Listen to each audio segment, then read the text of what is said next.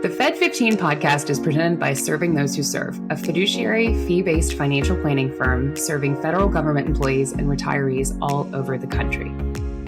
This podcast is presented for information and entertainment only and is not intended to be taken as financial advice.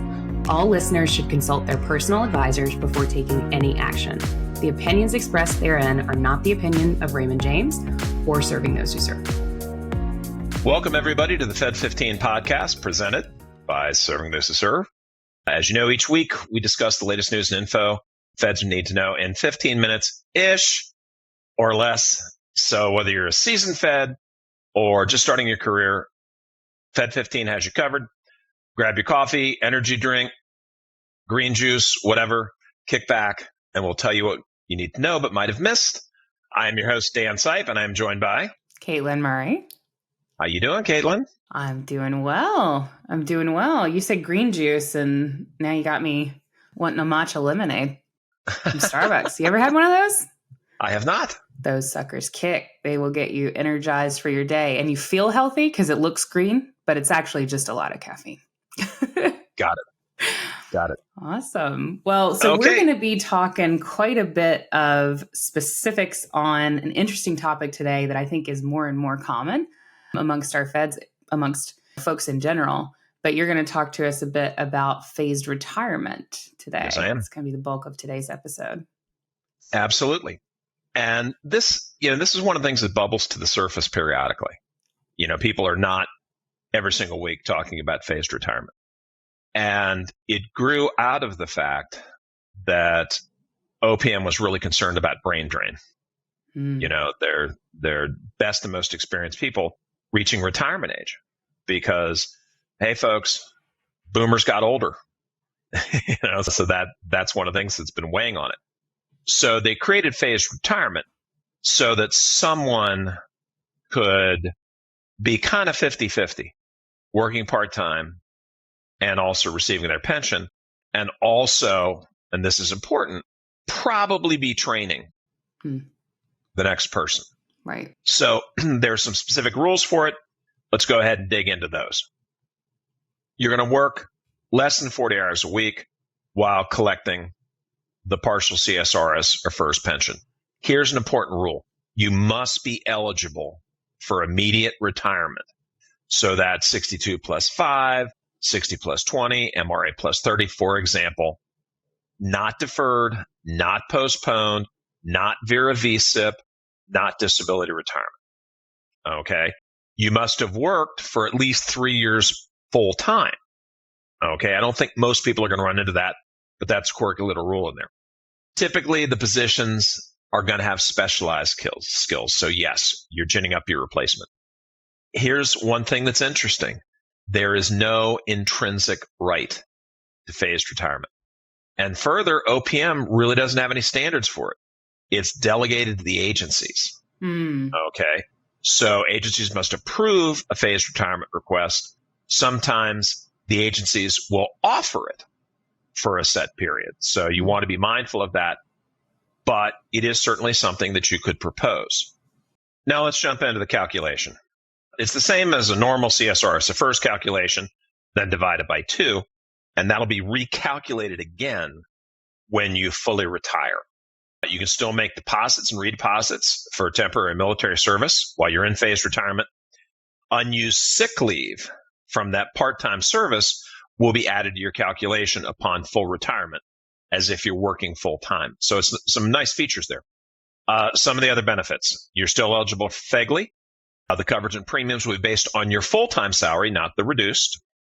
FEHB, time worked in phased retirement, counts towards the 5-year rule. Okay. You are not, important thing, you will not be eligible for the special retirement supplement if you're under 62. So you're not going to get half your FERS and then half your special retirement supplement. So keep that in mind. TSP options for retired individuals aren't available until full retirement. So you might not necessarily be able to do the same withdrawal options that would be available. Like, for example, TSP annuity. That's another conversation for another day as to whether somebody should do that. And one last point on this, sick leave days accruing to help you with your retirement calculations accrue at 6 hours, not 8. So important takeaways. This is not a guarantee that you can get it. You may need to be the one to propose it. Okay. It can be a nice stair step down, for wanting to do something other than just going part-time, and taking the reduction that goes with that. So it can bring some flexibility. Your agency might offer it. You might have to bring it up, but it's not that well understood.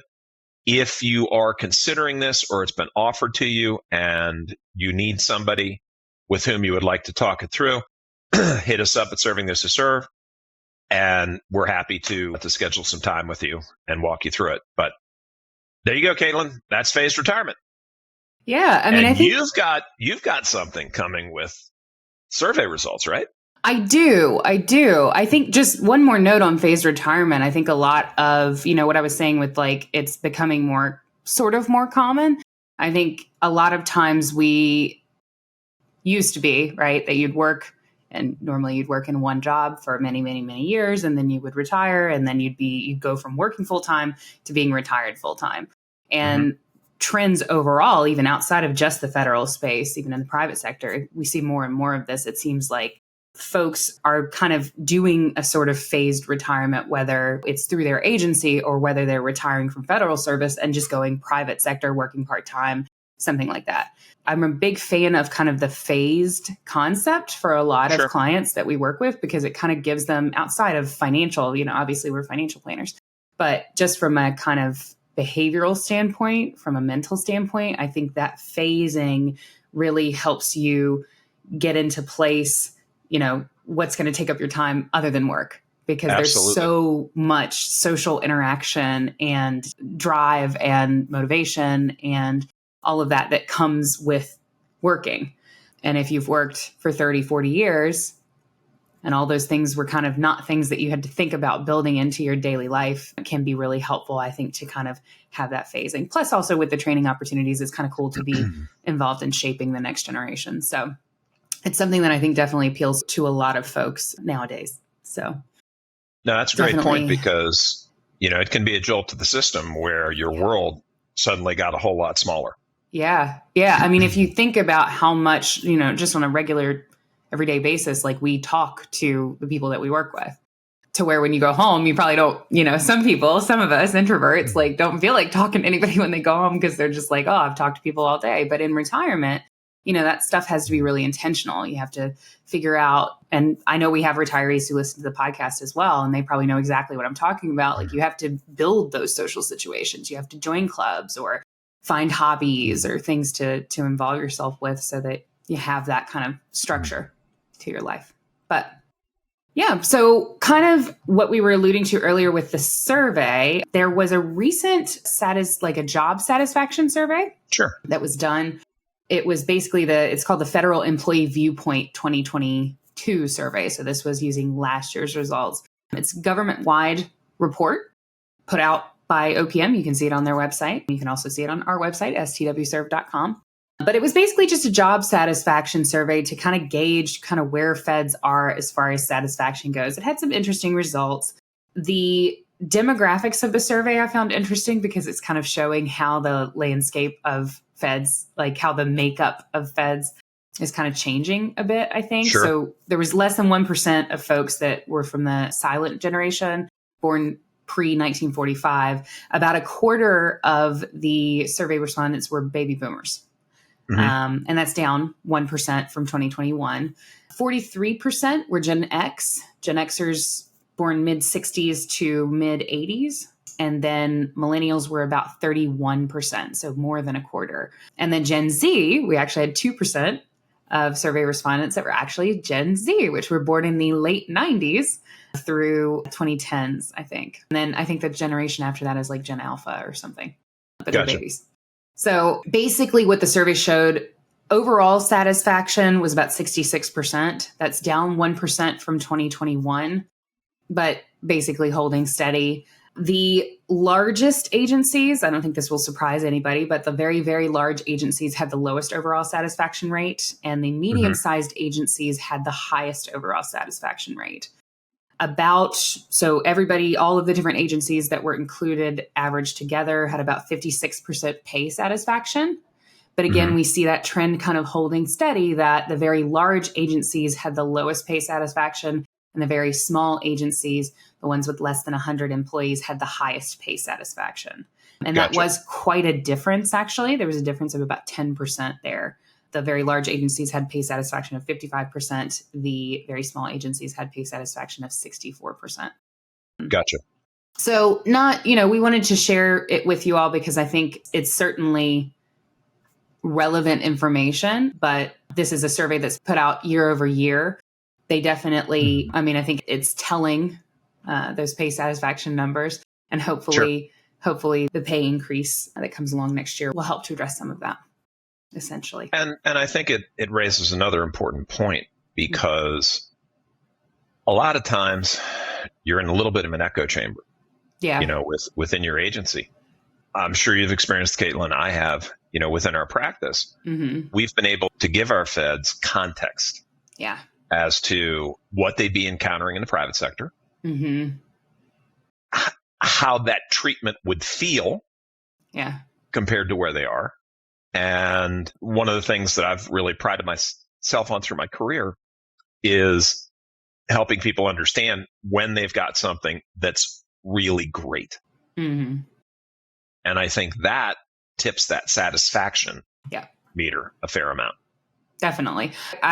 When I was looking at this survey, I was wondering, if we did one of our webinars of a comprehensive, what are the benefits that you as a federal employee get that aren't available in the private sector? I wonder how that would impact satisfaction, pay satisfaction. Because I feel like there's a lot of really, really great benefits that come along with being a federal employee, but OPM is often crazy overrun and not really able to fairly communicate all of those benefits. So we meet feds every day who really don't have a real comprehensive understanding of what benefits they actually do have, and the fact that these things don't necessarily exist outside of the federal system.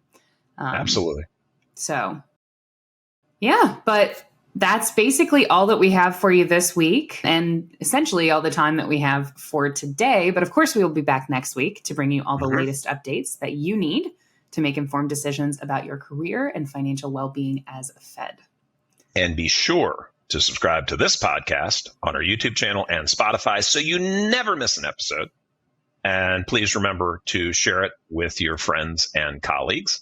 Absolutely. It's the best thing that you can do to help us out is share the podcast with friends, colleagues, family, for whom it's relevant. And of course, if you want more information on the topics covered in today's show and more, be sure to check out our blog at blog.stwserve.com. You can also subscribe to our newsletter, The Weekly Serving, to get all the latest news for feds delivered straight to your inbox every week. And Katelyn, we don't want to forget about our complimentary webinars, because they are every single month and they cover tons of great stuff. So for example, folks, you want to mark your calendar for July 20th, 1:00. That's our TSP webinar. Head over to our website. You can register. And then immediately behind it, we've got July 21st, which is understanding FEHB and Medicare benefits for feds. That's an 11:00 start. And super important, share this with everybody you know that will benefit from this. We have a webinar specifically for special provisions. So law enforcement, air traffic controllers, firefighters, we see you, we know you, we love you. We have built this in for you. That's July 26th. Again, that's an 11 a.m. start. So be sure not to miss that. Yeah, the Special Provisions webinar, we're very excited to bring this to our audience. I know that's been a long time coming, and it has been very much requested. So we're excited to bring it to you. Special Provisions is kind of a totally different world, a lot of different rules and eccentricities, and we are looking forward to kind of hashing all of that out for you on the webinar. So do be sure to join us for that. Of course, if you maybe aren't a webinar person, if you are kind of more interested in the financial planning side of things and you would prefer a one-to-one approach, feel free to reach out to our team directly for a financial planning consultation at askstws@stwserve.com. Fed15.com. We're available at any time to talk with you about financial planning and see if we might be able to help. Absolutely. So, folks, that wraps it up for us. Thanks for listening to the Fed 15. I'm Dan Sipe. And I'm Katelyn Murray. We will see you next week. We got you. Take care.